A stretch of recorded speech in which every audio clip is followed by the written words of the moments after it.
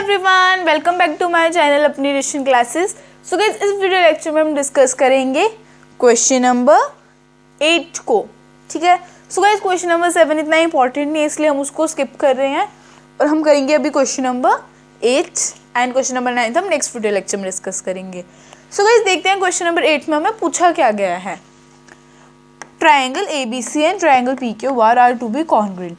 इन्होंने बोला गया जो ट्राइंगल ABC है एंड ट्राइंगल PQR है वो आपस में कॉन्ग्रुएंट है। ठीक है, मीन्स आपस में एक दोनों इक्वल्स हैं।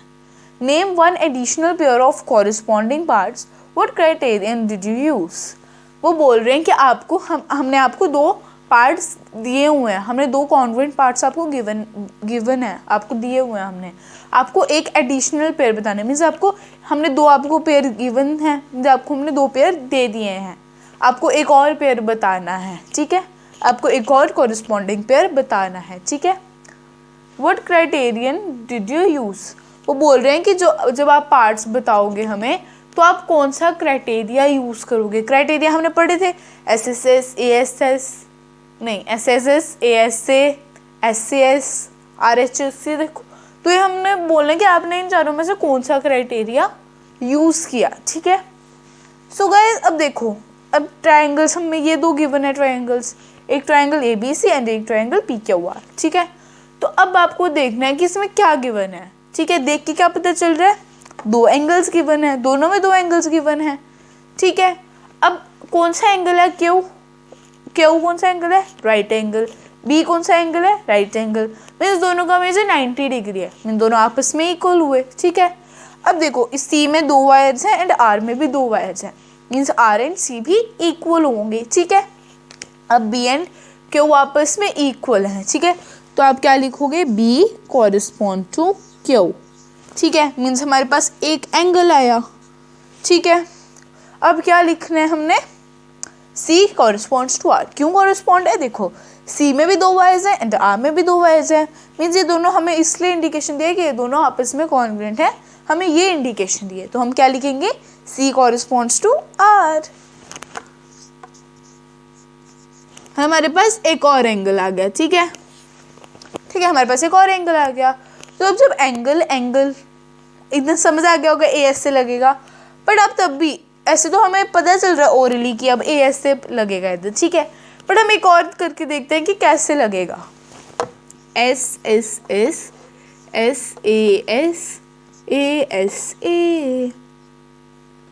ठीक है, एंड RHS। ठीक है, सो गाइस सबसे पहले हमें क्या कौन सा क्राइटेरिया हमारे पास, SSS मीन साइड। तो गाइस हमें क्या साइड के बारे में बताया है, इसमें कुछ नहीं बताया, मीन्स हमारा SSS क्राइटेरिया तो नहीं लगेगा। ठीक है, फिर नेक्स्ट आ जाता है हमारा क्राइटेरिया SAS। ठीक है, SCS criteria means side angle हमारे पास है। ठीक है, बट हमें किसी साइड का मेजर ही गिवन नहीं है, मीन्स हम SCS भी नहीं लगा सकते। अब आ जाते हैं हमारे पास ASA को हम थोड़ा सा साइड पे रखते हैं, पहले देखते हैं RHS। ठीक है, सो गाइस RHS लग सकता है। अभी सबको लग रहा होगा कि RHS लग सकता है, बट गाइस RHS नहीं लग सकता है। क्यों नहीं लग सकता है, देखो राइट एंगल तो गिवन है, R तो हो रहा है, लेकिन हम क्या हाइपोटेन्यूज की लेंथ बताई है, हमें क्या साइड बताई है, कोई नहीं बताई। चलो अगर हमें हाइपोटेन्यूज की भी बताई तो क्या हमें साइड बताई है, कोई नहीं बताई ना, तो मीन्स RHS भी नहीं लग सकता। अब कौन सा बचा, ASA में क्या चाहिए, हमें एक साइड चाहिए एंड दो एंगल्स चाहिए। ठीक है, तो दो एंगल्स तो हो गए हमारे पास। ठीक है, हमारे पास दो एंगल्स तो हो रहे हैं। सो गाइज अब देखो, जब हमारे ये दो एंगल्स हैं तो मीन्स इनके इंक्लूडेड जो साइड होगी वो भी इक्वल होगी। ठीक है, इंक्लूडेड साइड भी इक्वल होगी। अब B और C है। ठीक है, दोनों एक ही लाइन पे फॉर्म हो रहे हैं। ठीक है, दोनों एक ही मतलब इन दोनों एंगल्स के बीच में एक ही लाइन इंक्लूड हो रही है। समझ रहे हो मैं क्या बोल रही हूँ, नहीं समझ आ रहा फिर से सुन लो यार। देखो हमारे पास एंगल B है एंड एंगल C है। ठीक है, हमने क्या पढ़ा था ASA क्राइटेरिया में कि जो दो एंगल्स होंगे उनकी जो साइड होगी वो दोनों एंगल्स होंगे वो एक ही साइड पे फॉर्म होने चाहिए और जो साइड फॉर्म होगी वो इक्वल होगी। ठीक है, सो गाइस अब आप देखो इधर दो एंगल्स तो हैं और दो एंगल्स एक ही लाइन पे फॉर्म हो रहे हैं, मीन्स ये साइड इक्वल होगी। ठीक है, ए साइड पर किसके इक्वल होगी, इस साइड के। क्यों इक्वल होगी, देखो क्यू आर दोनों एंगल्स है, उनके बीच में भी एक लाइन आ रही है, ठीक है, मीन्स क्यू एंड आर दोनों सेम लाइन पे फॉर्म हो रहे हैं, ठीक है। अब बी सी कॉन्ग्रुएंट, देखो बी एंड क्यू कॉन्ग्रुएंट आपस में, सी एंड आर कॉन्ग्रुएंट आपस में, तो indirectly B C and Q R भी तो कॉन्ग्रुएंट ही होंगे आपस में। हमने वही चीज़ लिखी इधर, तो हमने कौन सा एडिशनल पेयर बताया इधर, B C congruent to Q R, ठीक है।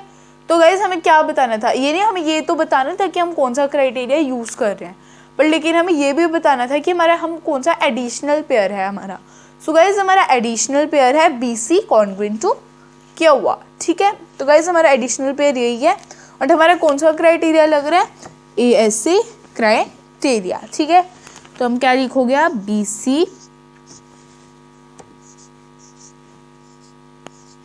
सी कॉरिस्पॉन्ड टू क्यू आर, ठीक है। सो गाइज हमारा ये क्वेश्चन इतना ही था। आई होप आपको समझ आया होगा गाइज, सच्ची में समझ आया और वीडियो पसंद भी आई है तो ढेर सारे लाइक कर दो, चैनल को सब्सक्राइब कर दो, नोटिफिकेशन बेल को भी ज़रूर दबाना ताकि सारी नोटिफिकेशंस टाइम पे मिले। और गाइज अगर कोई भी डाउट है इस क्वेश्चन से रिलेटेड कमेंट सेक्शन में पूछो, मैं आपके सारे कमेंट्स पढ़ती हूँ। और अगर आपको कोई भी डाउट होगा आप बस एक कमेंट छोड़ दो, मैं आपको उसी टाइम पढ़ के रिप्लाई दे दूँगी, या फिर मैं नेक्स्ट जो भी मैं वीडियो बनाऊँगी उसमें मैं आपको वो क्वेश्चन फिर से समझा दूँगी, ठीक है। सो गाइज पहले आप स्क्रीनशॉट ले लो, फिर हम फिर से मिलते हैं।